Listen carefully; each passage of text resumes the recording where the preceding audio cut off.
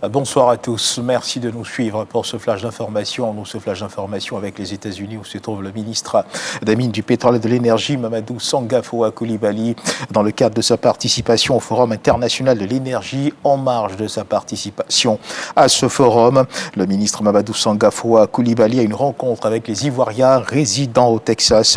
Cet échange a permis de mobiliser les compétences de la diaspora ivoirienne du secteur des hydrocarbures, des mines et de l'énergie. Et ce qu'il faut également savoir, c'est que plus de 40 000 clés ont déjà été remises dans le cadre du programme des logements sociaux, mais le déficit de logements perdure. Le directeur général du logement et du cadre de vie a donc présenté ici mercredi à Abidjan les acquis et levé un point de voile sur le plan gouvernemental pour faciliter justement l'accès aux propriétés au plus grand nombre. Reportage signé Lanciné Bakayoko. Au cours des échanges, le directeur général du logement et du cadre de vie a tenu à faire la différence entre les 150 000 logements du programme présidentiel et les 25 000 logements du programme d'urgence. Le programme présidentiel, dit-il, vise une accession directe à la propriété avec des crédits hypothéqués sur des montants allant de 12 à 25 millions de francs CFA.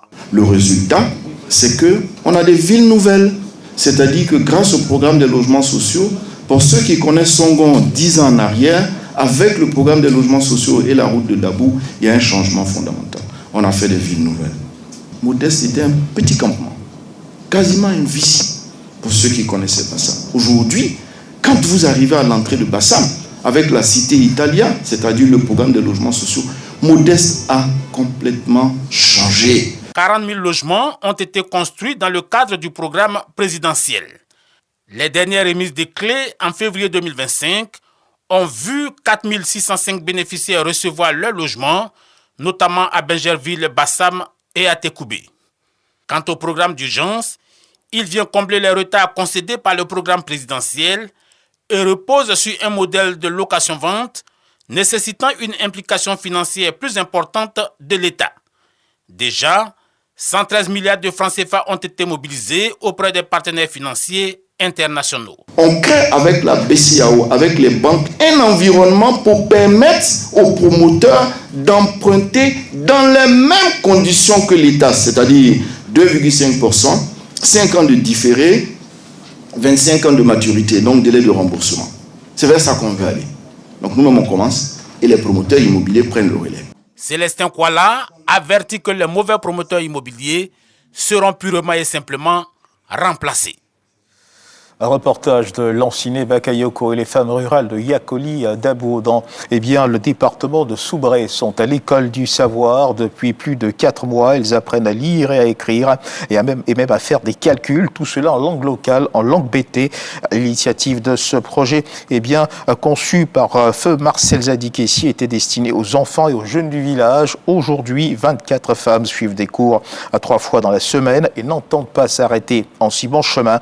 La ministre de l'Éducation nationale de l'alphabétisation, Maria Toukone, qui met un point d'honneur à l'alphabétisation, leur a rendu visite. Un reportage de Sam Conan à suivre certainement à l'édition de 20h. Dans l'actualité internationale du côté de la Guinée, l'ancien homme d'État guinéen Moussa Dadis Camara, qui avait été placé en détention il y a près de 3 ans, juste avant l'ouverture du procès du massacre du 28 septembre 2009, pour lequel il a été condamné à 20 ans de prison ferme pour crime contre l'humanité, a été libéré hier vendredi.